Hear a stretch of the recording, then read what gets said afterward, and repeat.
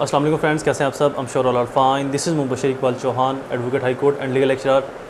हमारा आज का टॉपिक है लीगल ड्राफ्टिंग दवाजात के ऊपर। लेकिन उससे पहले मैं आप सब से माज़रत ख्वाह हूँ कि पिछले एक माह से मैंने कोई वीडियो अपलोड नहीं की। उसकी एक बेसिक एक्सक्यूज़ था, वजह थी वो ये कि मैं अपने आउट ऑफ सिटी केसेस के अंदर बहुत बिजी था। चूँकि हाई कोर्ट लोअर कोर्ट्स की छुट्टियाँ ख़त्म हुई तो केसेस का बर्डन बढ़ गया। लेकिन इसके बावजूद मैं आपसे माज़रत करता हूँ, क्योंकि मेरे मुताबिक मैं इसको अपना प्रोफेशनली मिसकंडक्ट समझता हूँ, अनएथिकल समझता हूँ कि अगर आप लोग मेरे ऊपर रिलायंस करते हैं मेरी वीडियोस के ऊपर, तो मुझे भी मेरे ऊपर भी ये professionally obligation, ethically obligation impose होती है कि मैं आपको प्रॉपर और टाइमली उस नॉलेज तक आपकी एक्सेस दूँ। तो लिहाजा उसके लिए मैं आपसे तहे दिल से माज़रत ख्वाह हूँ। अब इंशाल्लाह नेक्स्ट हमारी प्रॉपर वीडियोस अपलोड होती रहा करेंगी। हमारा आज का टॉपिक है लीगल ड्राफ्टिंग, दावा कैसे फ़ाइल करना है। आज जो हम दावा पढ़ेंगे वो है suit for dissolution of marriage, तनसीख निकाह का दावा। इसको आप एग्ज़ाम के अंदर भी लिख सकते हैं, एज ए प्रैक्टिकल भी आप कोर्ट में अगर आपके पास केस आता है तो आप इस दावे को ऐसे ही फाइल कर सकते हैं। लेक्चर स्टार्ट करने से पहले एज़ यूजुअल अगर आप मेरे YouTube channel law and communication skills के ऊपर नए हैं तो रेड बटन को क्लिक करके चैनल को सब्सक्राइब करना, साथ में ही बेल आइकन को प्रेस करके ऑल नोटिफिकेशन करना ना भूलें, ताकि ऐसे ही फर्दर तमाम इंफॉर्मेटिव लेक्चर्स आपकी एक्सेस में रहें और उनके नोटिफिकेशन आपको बर वक्त टाइमली मिलते रहे। मेरी छोटी सी फीस है, उसको ज़रूर फुलफिल कर दिया करें। मेरी फीस आपने 3 स्टेप के अंदर पे करनी है। फर्स्ट, कम से कम 10 रुपये डोनेट कर दे। सेकंड, 2 लोगों की हेल्थ। थर्ड, मेरे और अपने पेरेंट्स के लिए दुआ। अल्लाह ताला उनको सेहत तंदुरुस्ती अता फरमाए। शुरू करते हैं हमारा लेक्चर। सबसे पहले आ जाएगा ऊपर, in the court of senior civil जज विद पावर ऑफ फैमिली जज। अगर जिस शहर में फैमिली जज नहीं है तो वहाँ पर हम ऐसे हेडिंग लिखेंगे, अगर फैमिली जज है तो फैमिली जज ही लिख देंगे। उसके बाद जी खतीजा बीबी, डॉटर ऑफ जहांगीर बख्श का so and so residents Model Town Lahore, और नीचे इसके लिखा जाएगा प्लेंटिफ इसके एक्सट्रीम राइट साइड पे, वर्सेस मद्दे मुकाबिल इसके मुखालिफ कौन है? ज़ाहिर बात उसका शोहर ही होगा, उसके मुखालिफ उसी से तो तनसीख निकाह हो रही है, dissolution of marriage. Shoaib Ahmed son of Khairdin caste so and so residence township Lahore, ये इसके नीचे एक्सट्रीम राइट साइड पे डिफेंडेड आ जाएगा। Suit for dissolution of marriage, ये दावा, इसकी हेडिंग आ जाएगी कि दावा है क्या डिसोल्यूशन ऑफ मैरिज का, रिस्पेक्टफुली विथ, जो आपने एजाजिया वर्ड लिखने हैं जज के लिए वो। उसके बाद फर्स्ट हेडिंग में आ जाएगा the marriage of the parties took place on 5 July so and so date Lahore in accordings with the Islamic rights against prompt dower 1 lakh rupees which is not dispatch repeated demand. 5 July so and so को लाहौर में Islamic कानून शरीयत के मुताबिक निकाह हुआ। 1 लाख रुपये हक महर जो कि गैर मुअज्जल था, 12 डिमांड की लेकिन नहीं दिया गया। That the parties lived amicably for about 4 years, and during this period from the wedlock of the spouse 2 child daughter namely Rubab and Simab were born, who are in the custody of the plaintiff। 4 साल से शादी अच्छे तरीके से गुजरी, बहुत अच्छे तरीके से इनके फैमिली मामला चलते रहे और इस दौरान 2 बच्चे भी पैदा हुए। 2 बेटियां थी जिनका नाम सिमाब और रुबाब था, जिनका नाम सिमाब और रुबाब है। थर्ड हेडिंग में हम लिखेंगे डेट आफ्टर। अच्छा, एक चीज़ आपको बता दूं कि दावे के अंदर हेडिंग्स हमने कितनी लिखनी है, लाइक कितने पैराग्राफ बनाने हैं। आम तौर पर लोग कहते हैं 5 पैराग्राफ भी काफ़ी हैं, लेकिन मेरे अकॉर्डिंगली या जो जूरिस्ट जिन्होंने ड्राफ्टिंग को, प्लीडिंग को डिस्क्राइब किया, उनके अकॉर्डिंगली जो मैंने पढ़ा कि कम से कम 7 से 9 आपके जो पैराग्राफ हैं ये होने चाहिए। पहले 3-4 के अंदर आप बेसिक इंट्रो दे दो, उसके बाद आप काज ऑफ एक्शन बयान कर दो और फिर आप रिलीफ क्या ग्रांट करवाना चाह रहे हो कोर्ट से उसको आप लिखते। तो कम से कम 7 पैराग्राफ आप ज़रूर लिखें, नंबरिंग लगा के। 9 भी हो सकते तो चलेगा, इससे ज़्यादा लेंथी ना हो और 7 से कम ना हो, क्योंकि 7 से अगर कम होंगे तो आपको एक पैरे में ज़्यादा ब्रीफ करना पड़ेगा, जो कि आप इसको कह लें कि अनएथिकल तो नहीं है लेकिन अनबियरेबल होता है जज के लिए उसको डिटेल से पढ़ना। तो पैरा वाइज हर पैरे के अंदर एक चीज़ का मुद्दा लिखा हुआ और वो डिटेल से वहाँ पर बयान कर दिया गया, बजाय इसके कि 3-3 मुद्दे एक पैरे के अंदर लिखे जाए।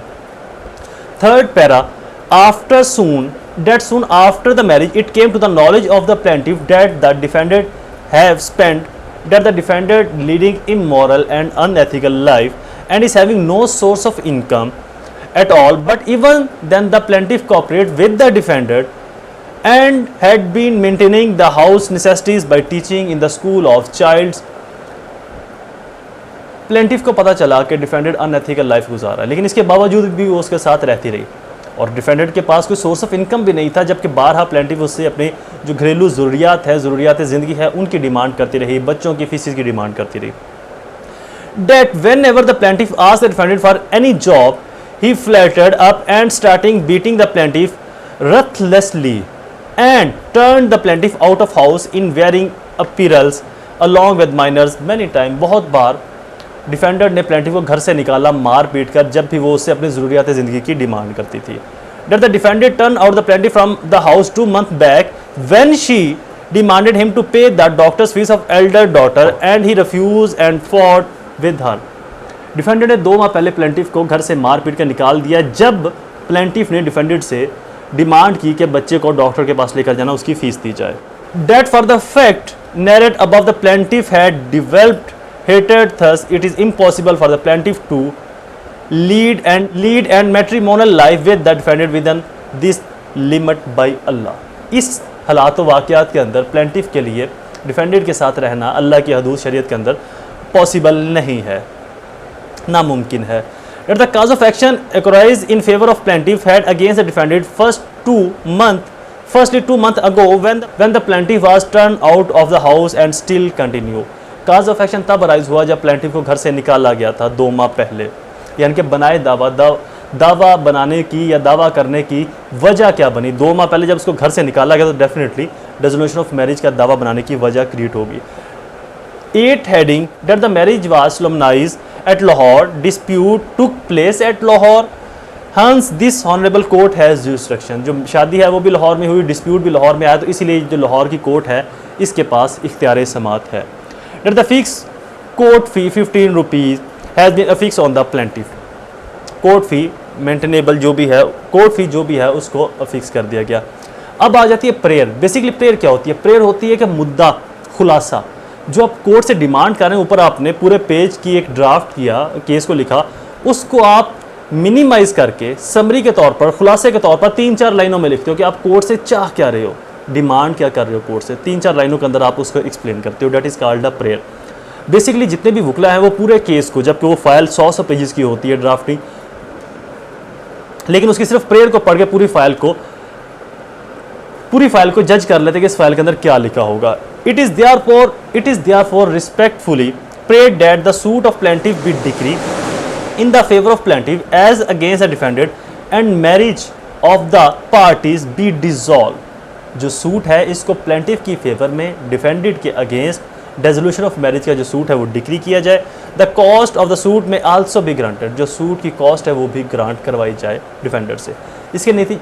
इसके नीचे आ जाएगा Khatija Bibi through counsel Mubashar Iqbal Chauhan advocate high court, और देन इसकी वेरिफिकेशन ओथ होगी खतीजा बीबी की। क्या ओथ होगी? Verification on the oath 27th so and so Lahore that the content of para number 1 to 6 is correct and true as per my knowledge and content of para number 7 to 8 are the best of my belief। जो para number 1 से 6 है जहाँ पर हालात व वाक़यात बयान किए जा रहे हैं, ये मेरे नॉलेज के हिसाब से, मतलब कि वो अनएथिकल लाइफ गुजारता है मेरे नॉलेज में आया, वो इमोरल लाइफ गुजारता है मेरे नॉलेज में आया, तो ये मेरे नॉलेज के हिसाब से ठीक है। और पैरा नंबर 7 to 8 जहाँ पर जो प्लेंटिफ वो ये बता रहा है कि काज ऑफ एक्शन कब अराइज हुआ था, क्या हुआ था, कैसे हुआ था, ये मेरे बिलीव के मुताबिक, मतलब जो मेरा यकीन है इनके ऊपर, उसके मुताबिक ये ट्रू है। इसके बाद नीचे प्लेंटिफ, उसके साइन और आपका suit for dissolution of marriage का जो दावा है वो तैयार है। अगर आप इसको एज इट इज़ भी एग्ज़ाम में लिख देंगे तो ये आपको बेस्ट मार्क्स दिला सकता है।